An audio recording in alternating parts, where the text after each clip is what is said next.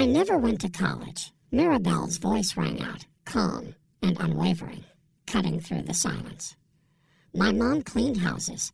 I followed her to work at 14, copying equations from professors' trash. The room froze. Eyes locked on her. But math always saw me, she continued, her words sharp as she stepped forward, marker in hand. And today, I'm not the woman who scrubs floors. I'm the one who solved the equation. Welcome, my story family. Hold on tight. This one's about to get real. The room was empty, but for a few scattered figures hunched over a sprawling mess of chalkboard equations and scattered papers. Most of the building was silent, but room 4B was alive with frustration, desperation, and a single problem that had refused to yield for hours. The board was a war zone of mathematics. Numbers and symbols stretched from one corner to the other. Yet it was the central equation that drew the most attention. A cubic equation involving 3 variables, all complex, twisting in ways that seemed to mock the graduate students who had been staring at it for months. A red box circled the equation like an accusation, taunting them with its unbroken silence. Professor Kingsley Thomas stood at the front of the room, hands clasped behind his back, staring at the problem as though sheer will could make it bend to his command. His normally sharp eyes were bloodshot and tired, framed by the graying stubble on his face. His suit, once crisp, now hung loosely on his shoulders, a casualty of long nights spent at the board. "It's not just an equation," he muttered, his voice hoarse, betraying his exhaustion. "It's a model for wave interference and load distribution. If we crack it, we unlock a new way to build systems that balance energy perfectly. Architecture, engineering, physics. This could change things." He shook his head, as if trying to clear away his doubt. But no one's getting anywhere. Around him, his graduate students shifted in their chairs, their eyes red-rimmed, their minds heavy with the failure of the day. Every attempt they'd made had led them back to the same place, facing the wall, the equation that refused to bend.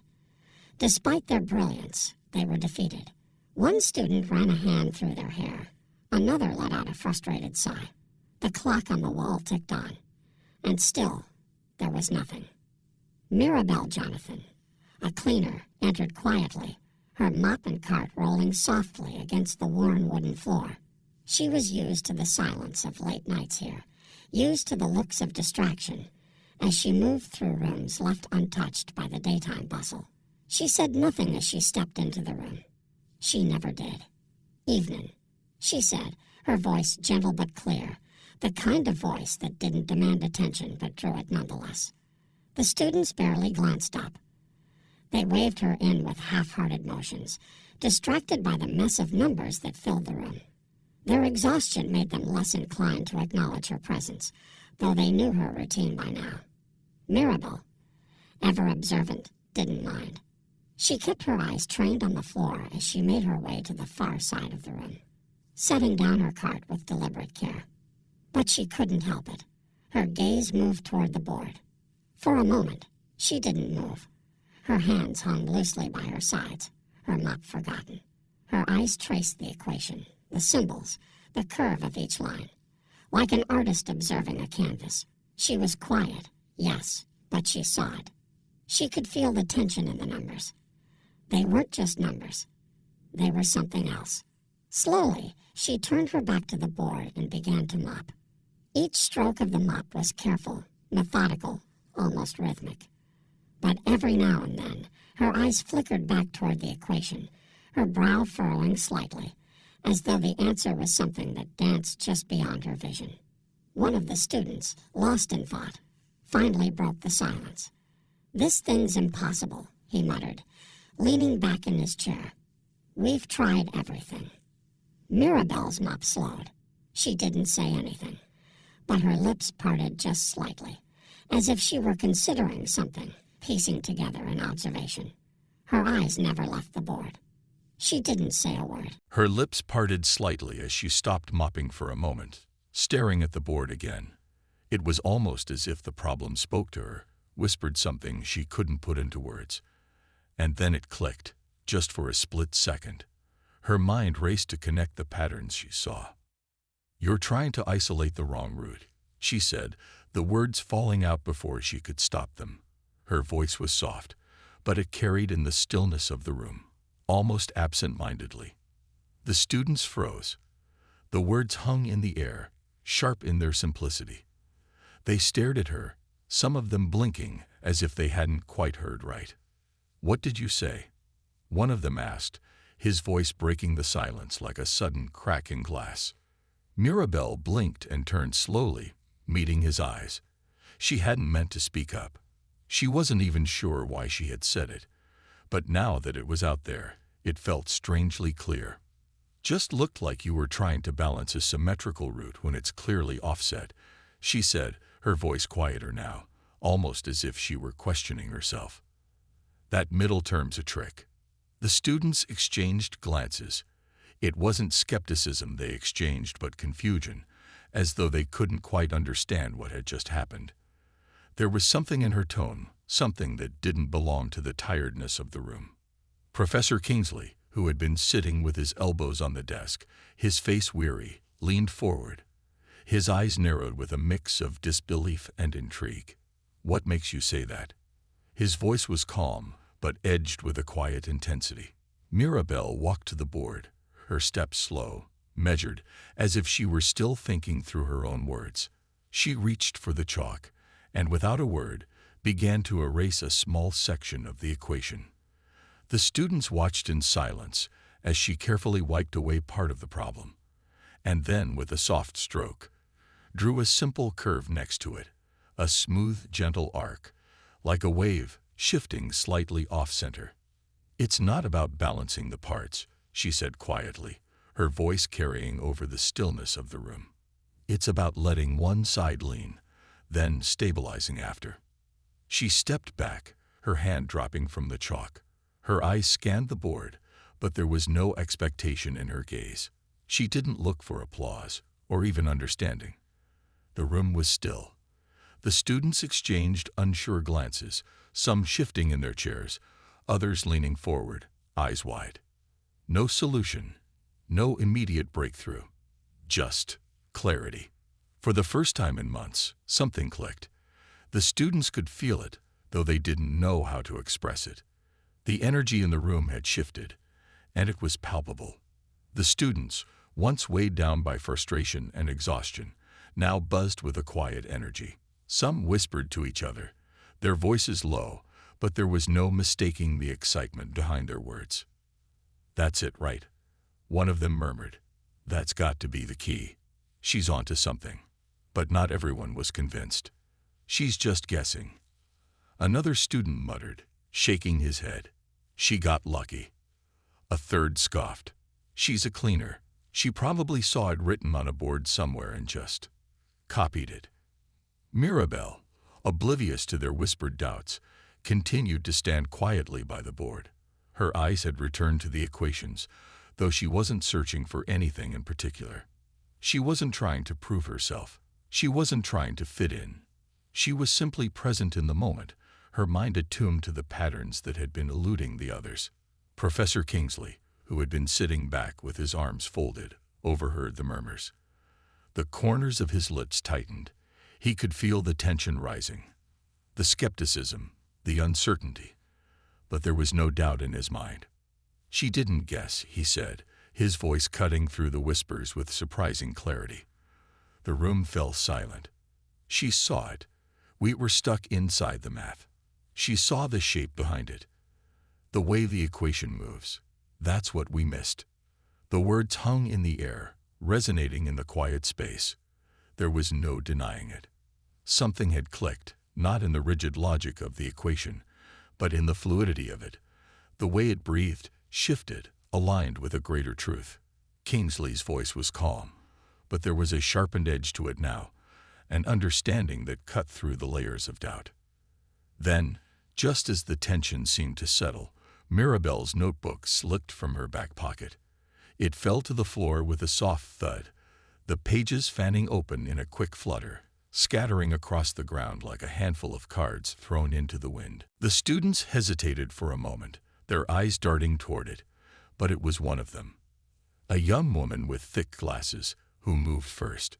She knelt and gently picked up the notebook, her hands trembling as she turned the pages. She skimmed through the diagrams and equations that filled the pages, eyes wide as she recognized the complexity of what was there. Sketches of fractals, notes on symmetry, equations that danced in ways that mirrored the math on the board. But it wasn't just the equations that drew her in. It was the thoughts, the raw, unrefined ideas that filled the margins, ideas that hadn't even occurred to them yet. Her face shifted, her expression unreadable at first. And then, as she reached the last few pages, the realization hit. She looked up at the others, eyes wide with disbelief. She's been doing this, on her own, all this time. Professor Kingsley stepped forward slowly, his hand extended toward the notebook. He took it from the student's hands with care, as though it were something precious, fragile, more than just pages bound together. He leafed through it slowly, the weight of the discoveries in the margins dawning on him with each turn of the page. "This," he said quietly, his voice thick with something that bordered on awe. "This is more than theory. This is practice. This is experience." He paused, turning the page one more time. She's been doing this in her spare time. Alone, no textbooks, no guidance, just her mind. The room remained still, the words hanging in the air like a revelation that couldn't quite be grasped. Kingsley stood up straight and, without a moment's hesitation, walked to the chalkboard. He picked up the chalk, his hand steady, and wrote in bold, clear letters, "Breakthrough inspired by Mirabelle Jonathan." His voice was low but firm as he spoke again, the weight of the moment pressing down on everyone in the room. "I won't let her name be erased," he said, his voice carrying through the room. "Not this time. Not ever." There was no mistaking the finality in his words. His hand stayed on the chalk, the lines still bold and unmistakable. Mirabelle stood to the side, quiet and still, not looking for recognition, not seeking praise. But it was there now, undeniable, etched into the room for all to see. 1 week later, the hallway outside room 4B was different. Daylight poured through the tall windows, casting sharp shadows on the polished floors.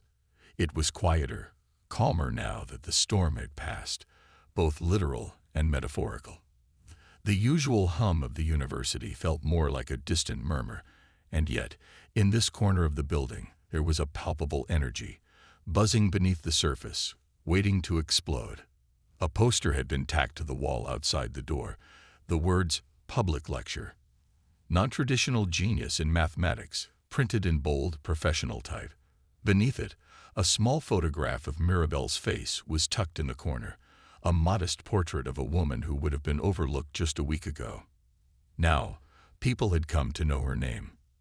Mirabelle walked down the hallway, pushing her cart. Her uniform was the same, her movements habitual. But something had changed. It wasn't just the way the students waved at her or the smiles they offered, as though seeing her for the first time. It was something deeper, something quieter. They knew her now, not as the cleaner, but as someone who had shown them a new way of thinking. She kept her eyes ahead, avoiding the curious glances that followed her, the soft whispers that buzzed in the corners of the hallway. She hadn't asked for this attention, but it had found her, and she couldn't avoid it. As she reached the door to room 4B, a young student stepped forward, holding the door open. The student's face was a mix of awe and excitement, an expression Mirabelle hadn't been used to.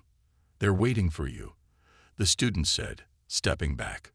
Mirabelle hesitated for a moment, the words unfamiliar, her heart skipping in her chest. She took a breath and stepped inside. The room was full, far fuller than it had ever been during her quiet nightly cleanings. Professors, students, and even a few reporters lined the walls, all watching her with eager eyes. The air was heavy with expectation, but it didn't feel like pressure. It felt more like a question, as though the entire room was waiting for her to answer something they couldn't put into words. For a moment, she stood there, her eyes lingering on the line that would forever be etched into this room. Her heart beat faster, her fingers tightening around the handle of her cart. But this time, she wasn't holding a mop. Professor Kingsley stood near the front, his face a picture of pride, of something else too, maybe disbelief or maybe awe. He raised his hand in a gentle, guiding gesture, motioning for her to come forward. "I told you I just like numbers," Mirabelle said softly, her voice barely rising above the murmur of the crowd. She forced a small smile, but it didn't reach her eyes. Didn't think anyone would care. "They care now," Kingsley said, his voice steady, filled with the kind of certainty she hadn't known he was capable of. He stepped aside, making room for her, his face breaking into a small, encouraging smile. Mirabelle's legs felt heavy as she moved to the front of the room. Her heart pounded in her chest, louder than the faint murmurs of the crowd. She had spent so many years keeping to the edges, watching from a distance, but now she was in the center of it all. The room felt alive, watching her every move, their attention like a weight she wasn't used to bearing. She reached the whiteboard and took the marker in her hand. The familiar weight of it felt strange in her fingers. The room fell silent as she stood there, poised, her back straight, facing the board like a battlefield. This time, she wasn't here to clean. She wasn't here to sweep away the dust and the fragments of the night. She was here to teach. For a moment, the marker hovered in the air. Her mind raced, but then, without thinking, she began to write. The equations flowed from her hand with a fluidity that felt natural, like she was solving them in real time, thinking through the steps as she went. There was no hesitation, no fear of failure. She wasn't a cleaner. She was someone who had earned her place in this room, in this moment. And as she wrote, a sense of clarity washed over her. The room, full of eager eyes, was waiting. Waiting for the answers only she could provide. Waiting for her to show them how to think differently. And a room full of people were ready to learn from her. She looked down at the marker in her hand, then out at the crowd. All those eyes, watching, waiting, not with judgment, but with curiosity. Real attention. She took a breath. "I never went to college," she began. Her voice was gentle, but clear. "Didn't have the money. My mom cleaned houses. I followed her to work at 14. I liked numbers even back then. Used to copy equations off scrap paper from professors' trash." A few people leaned in. Kingsley gave her a small, encouraging nod. "I'd clean chalkboards at night and try to remember what was on them before I wiped them down. Then I'd go home and try to make sense of it all." She smiled softly. Not bitter, just honest. "People didn't see me, but math always did." The room held its breath. And that's where the story unfolds. Mirabelle, from the quiet corners, stepping into the light, teaching us that brilliance can be found anywhere, even where we least expect it. If you enjoy this journey, don't forget to like, subscribe, and share it with someone who needs to hear this story. Drop a comment below. I'd love to know where you're watching. Let's keep this conversation going.